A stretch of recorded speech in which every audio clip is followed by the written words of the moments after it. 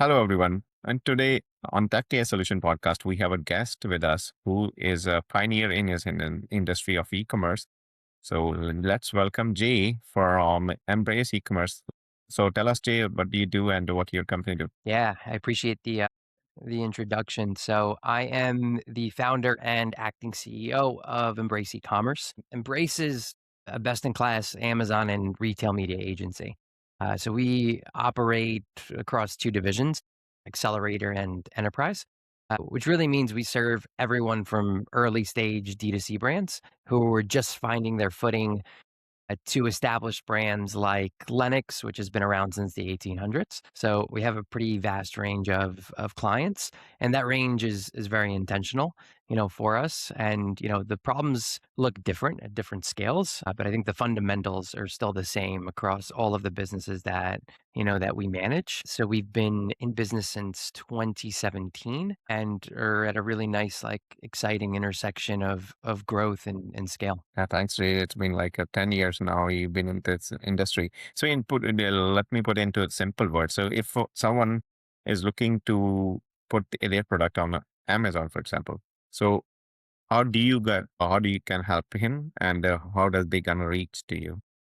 Yeah, so whether you want to sell on Amazon, Walmart.com, Target, and even direct to consumer, so we do have a direct to consumer division, you can go directly to our site, which is www.embraceecommerce.com. Reach out to me directly through our contact us form, and a team member will get on the call with you, right away. Really, what we look to do is just to make sure that we can really help that brand, right, or that company, and how can we help them? What is the best structure? So while we do have a few standard plans that any brand can join, we pride ourselves on a tailored approach, right? Finding something that makes sense, for the brand at whatever stage they may be, when they're looking for that help. So we handle there are brands that we only do advertising management for, so PPC on site.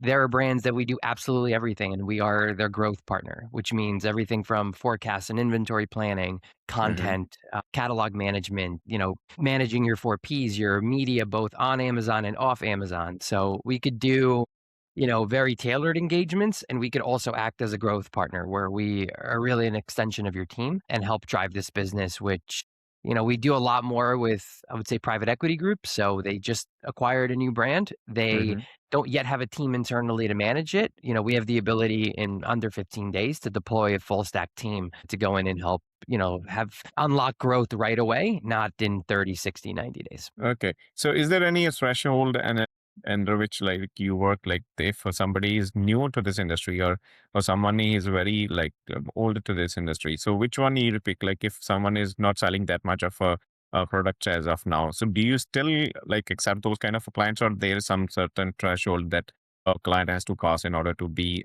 your client? Really good question. I don't say we have any hard thresholds because I think one of the best case studies we've had are clients who may be market leaders in a category that predominantly is still managed in store, but they know the business is shifting towards being largely e-commerce. So we've taken clients that have zero sales but have a ton of potential. Same thing with D2C brands, right? Because we have a D2C division, being able to look at some of the signals in their initial paid media tests, we could extrapolate what brands have a propensity for growth or have the proper signals that we know that we could help really scale. Now, where Mm-hmm. we're not a good fit, I would say, is if the brand is eh, unsure if they truly believe in e-commerce, right? They're not willing to resource it, whether that's not just monetary resources, but also just how they look at it, how they prioritize it within the organization. I would say brands where we've taken on, and it's just been a consistent battle of trying to sell the client, right, on the opportunity. I think those are not good fits. So we try to really assess more of I'm not looking at it as you need to be 5 million in e-com or we won't take you, right? It's, do you have Okay. the potential? And then is Mm-hmm. this, properly prioritized inside your organization? Because that's going to be really key to whether that brand succeeds or not. Okay. Thank you, Jay, for this. And now let's shift our focus towards the industry at a whole. Like you mentioned, publicly mentioned that Mark Zuckerberg is right. The agency will be the thing of a past. So if that's true, what would be the survival playbook for the agency owners right now? Another really good question. So I think that like two things have really happened simultaneously. And I think the combination of it all kind of changed the landscape, right? I think one, Amazon, and when I say Amazon, right, I am also talking for other e-retailers as well, whether that's Walmart.com. I would say like marketplace as a whole just got harder, right? I think the platforms have matured. The days of kind of winning on decent listings, just throwing an ad budget, they're, living off arbitrage, I think are behind us. So I think the brands that are winning now have or partner with someone who has sophisticated advertising architecture, content that actually is made to convert, right? And they're very intentional about e-commerce. So, for me, understanding that, right, is really key in how you serve the client. And Hmm. because of that, what we're doing for the client is changing. Also, the amount of personnel that brands are building internally for these divisions are also changing. So how you interact with them will be different. Now, the second is the obvious, which I think everyone is pretty aware of and is top of mind, which is AI. Not in the way that most people talk about it, Hmm. like not in that version that's very hyped up, right? Which is you'll see someone on Instagram saying, you could run your entire business with 4 AI agents, right? I think it's the practical kind of operational version of it Hmm. that's really important. So, like the tasks that used to require someone full time, right?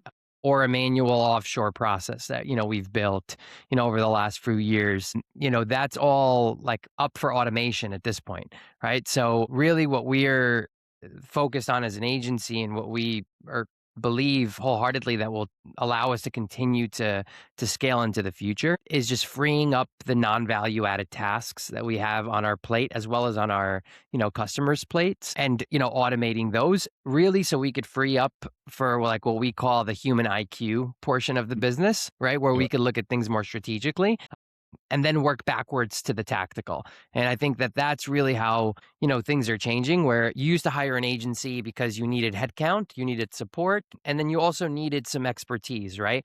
I think it's going to be less about the support, less about the headcount, because I think that'll be automated internally.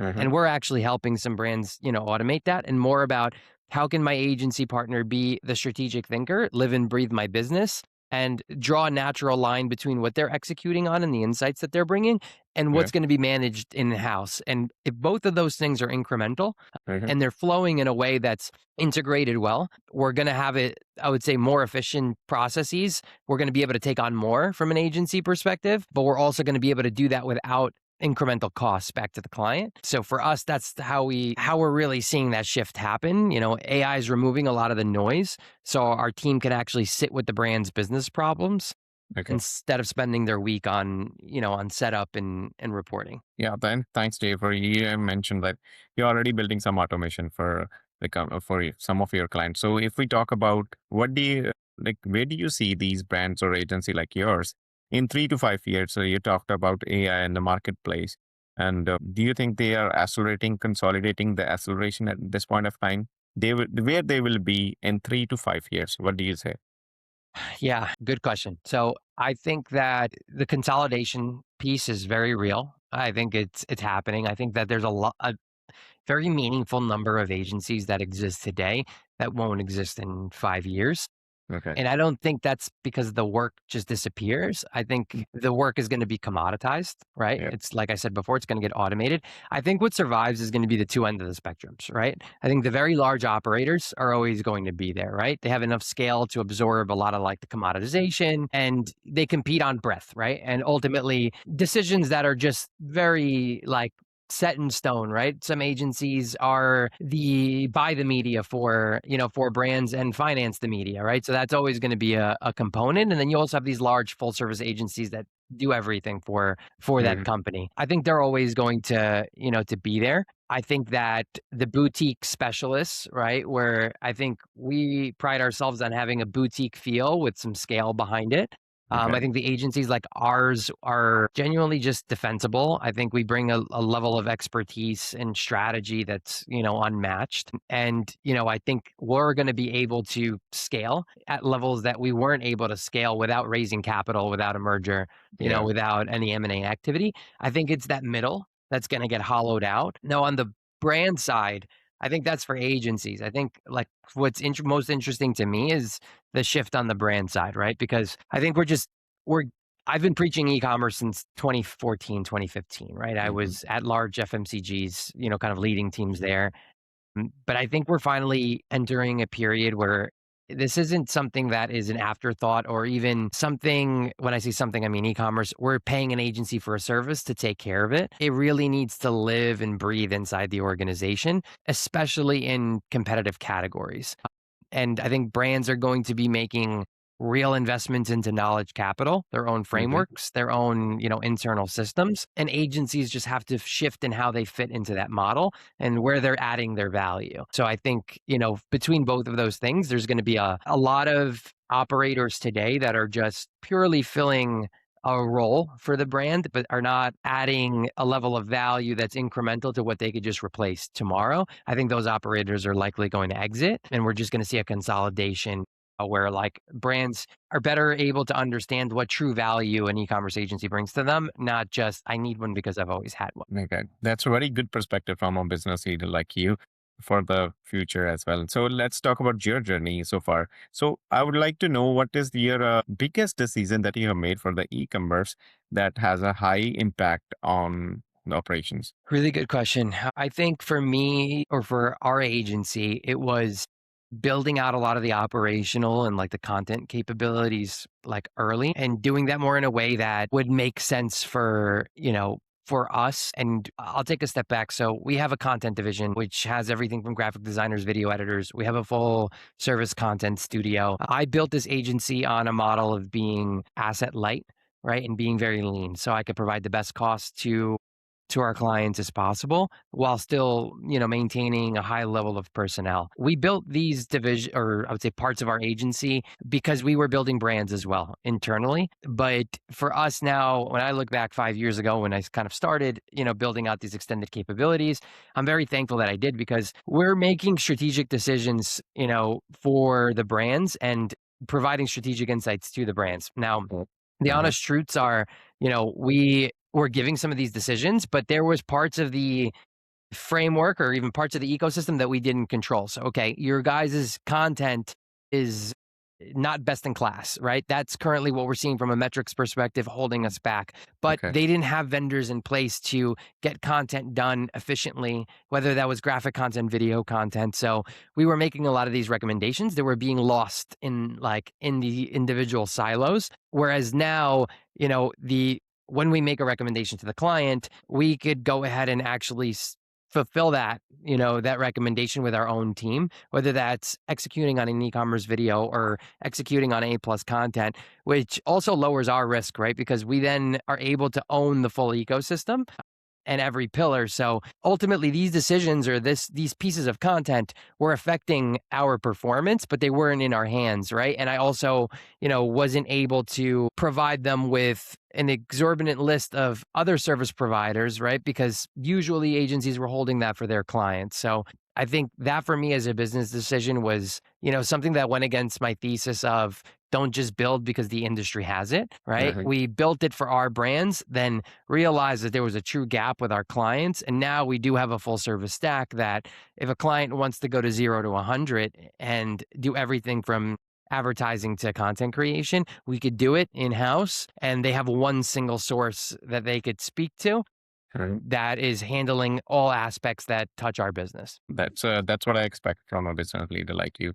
The decision that you took in the past is defining your journey right now. So talking about the present journey, so just want you to answer this like just one thing that is perfectly going well for your company, and one thing that you would like to improve, and you kind of hit friction or hindrance right now in your particular agency right now. So these two things. So, one thing that's working well for our agency and something I'd want to improve, Yeah.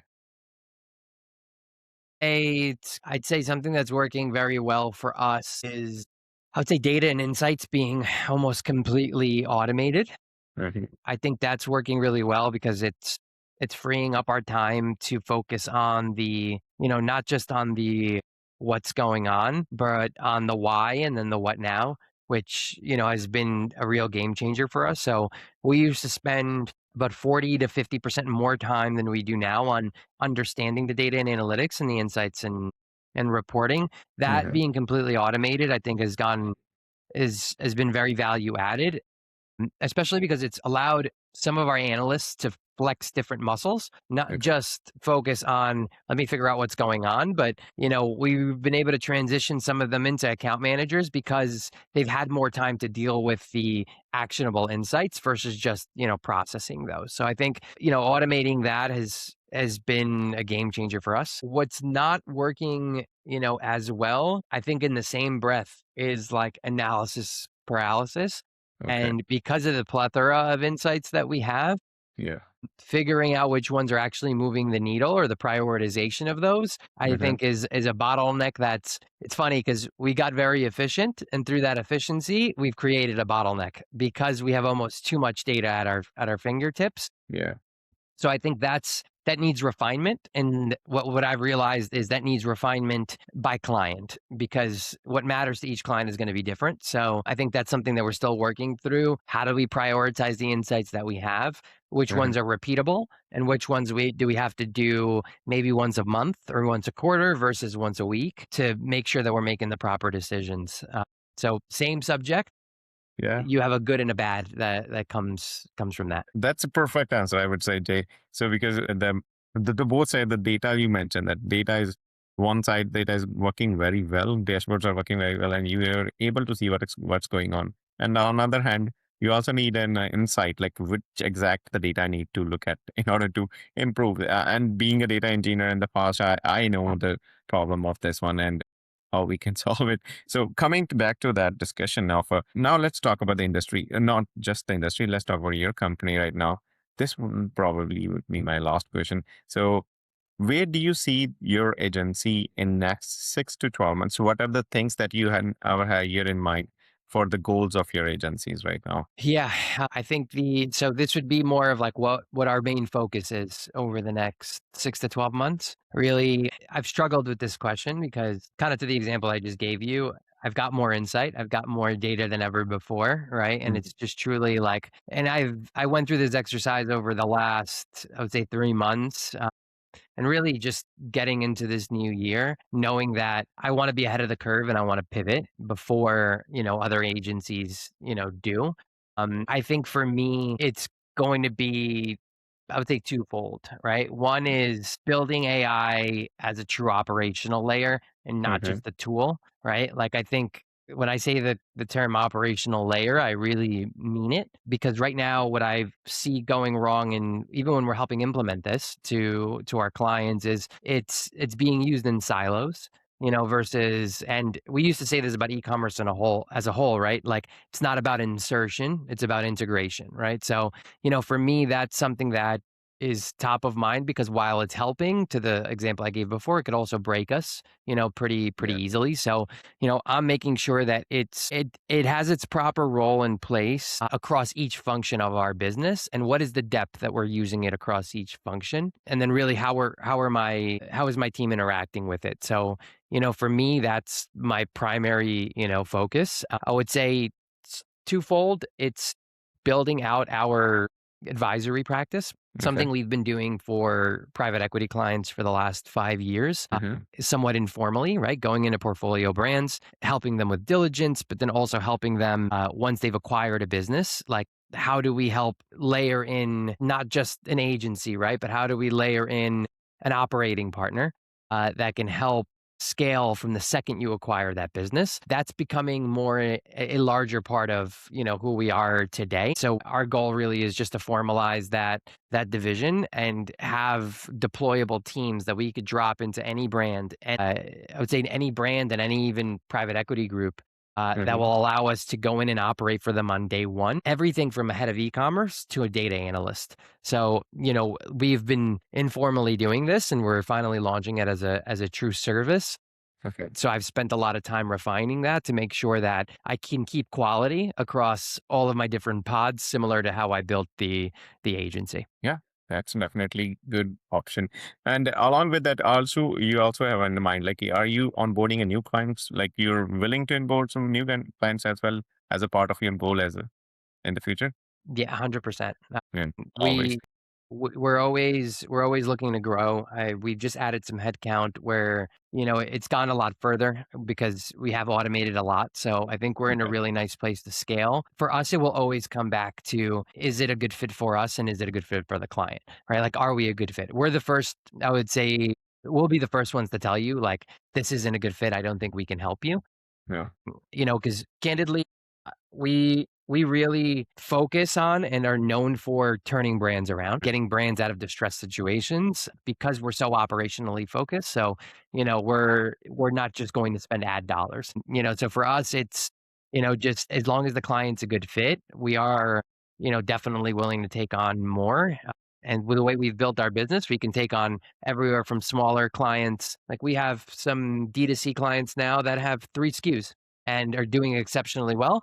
And then we have clients that have 9,000 SKUs, right? That we operate for them in very different ways. But Mm. I think we've built a layer and a framework that allows us to take the best practices from the like enterprise brands and apply some of those to some of the smaller brands in our accelerator division, and vice versa, right? Like, what's something disruptive that we are doing with a accelerator client that we could apply to a larger enterprise client? So because of that, I will always keep those two divisions because I believe wholeheartedly they learn from each other and they make us a better operator. Thanks, Jay. Thanks for being on the podcast today. That's all from my side. Like you explained it very well, and I'm hopeful this would be a helpful knowledge for everyone on the journey of this e-commerce. So thank you, Jay, for on the podcast today. Thank you. It was great to be here. Talk soon. So Jay, I will be sending you the editing part of it, and we will post it on the YouTube. I will send the magic clips as well. And you can share it as you like on any of the social media platform. And Cool. as we discussed in the last call, so I'm talking to you in this discussion as well. So there are a lot of things that we can work on, and so I'm going to book a next meeting with you as a discovery AI audit meeting. So in which we will dig deep into what exactly you're looking for in the future for AI implementations and how we can help you. And as you mentioned, that it's not that if you are there, you have to be our client. So it's just like you mentioned that we will figure it out whether we can help you or not. So I will let you know if we are the right fit for each other or not. So when are you available next week or this week mostly? This week is at this point going to be mostly Friday, Okay. just because I'm pretty heavy on travel. So why don't I do this? I'll have Laura send you a few dates, and then for next week as well. Okay. I'm just these next 2 weeks, I'm traveling the middle of the week, so I'll Okay. have her send you something for the end of the some spots for the end of the week. I mean, tentatively, if you can do, let's say, 3:30 on Friday, Yeah, sure. 3:30. Let me check. Okay, I'm sending you the invite tentatively for 3:30, and let me know if you need to change that one for now. we'll do. It will depend if I get delayed for any reason, but Yeah. I'll let you know sooner rather than later. Thanks, Jay, again for being on the podcast. See you.